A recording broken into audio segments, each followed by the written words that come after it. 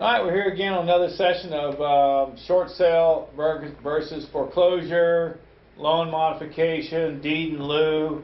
How long will it take? We've talked about multiple things in this process, in this video sequence, and one of the last ones we're going to talk about today is called bankruptcy, the big BK word, the BK letters.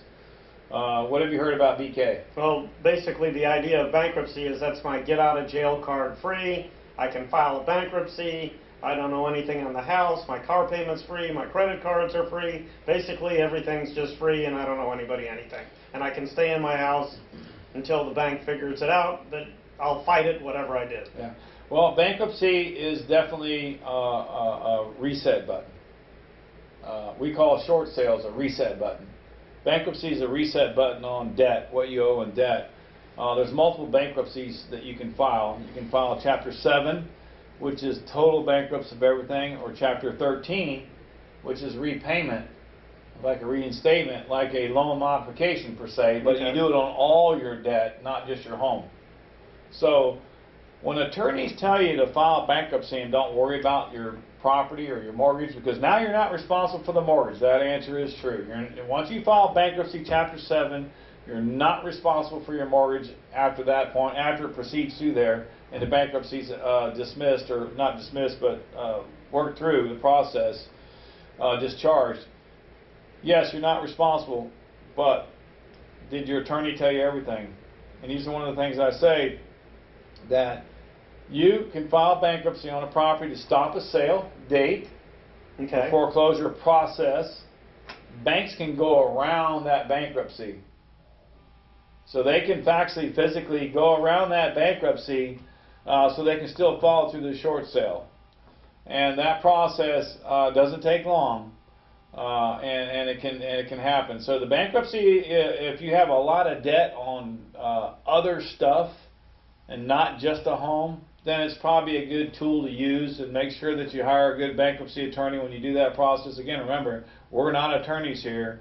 We've just experienced a lot of this process, a lot of these different scenarios with homeowners that have told us, and this is our opinions, this is our understanding of the process.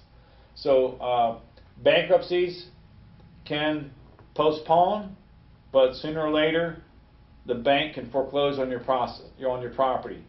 So our question always is, why not do a short sale before the bankruptcy, or do a short sale after the bankruptcy? Which is the best way to go? Well, we always say do a short sale prior to a bankruptcy, and if there is anything else you need to bankrupt, then go ahead and do that. Typically there won't be if you work with us and it's just on the property, because we're going to get rid of all that debt anyway. The second thing is, if you file a bankruptcy and your attorney told you to don't worry about it, just let the property go to sale, just remember we talked about rebuilding credit and buying another home sooner or later, because you might not want to buy a home today, but you might want to buy a home tomorrow.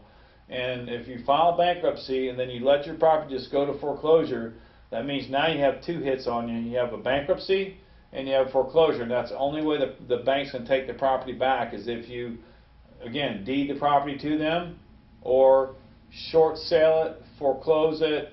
That's the only way they're going to be able to get it back. So we suggest that you do the short sale, let us get that property sold prior to the foreclosure, which won't have another ding on your credit, and your credit statement won't say foreclosure. It'll say paid in full or paid for less than what's owed, right behind your bankruptcy, which will help you reestablish your credit faster.